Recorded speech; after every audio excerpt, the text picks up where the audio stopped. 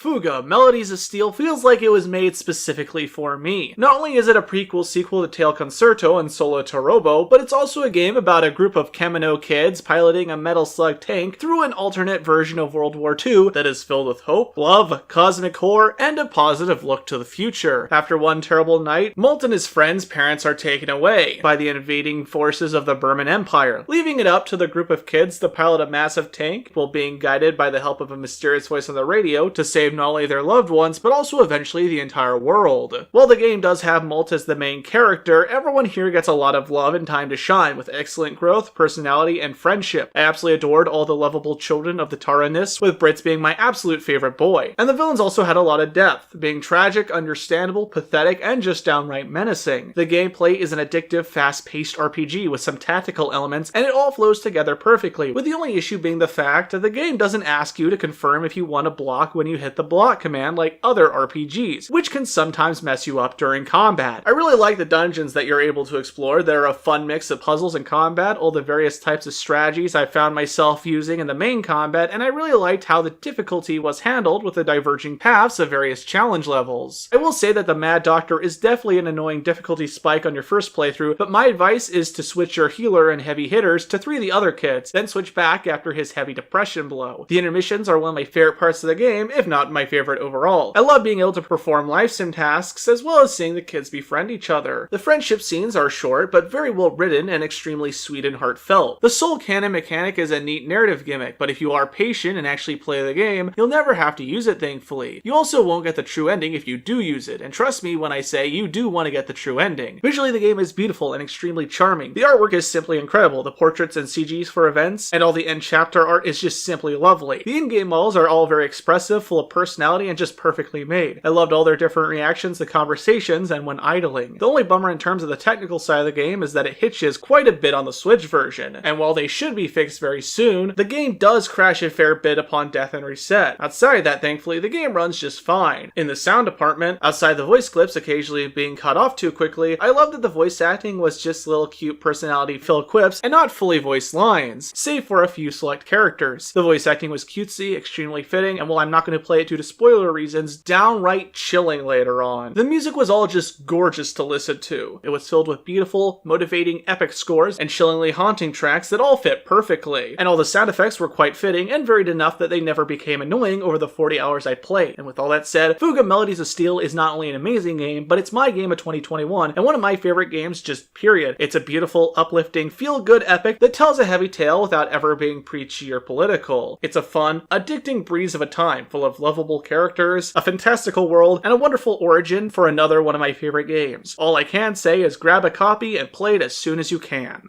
As always, thank you all so much for watching. I want to give a big thank you to the show's patrons, my friend Orion Knight for making the wonderful Art of Punish Neat you see now, and the thumbnail, as well as my friend Alex for touching up the thumbnail design, and Alexander for performing and doing up the show's intro song. My Patreon and their social media accounts will be in the description, and if you have any comments, questions, or recommendations, leave them down below as I read and reply to everything. This is Thierry Williamson signing off until the next video. See you guys!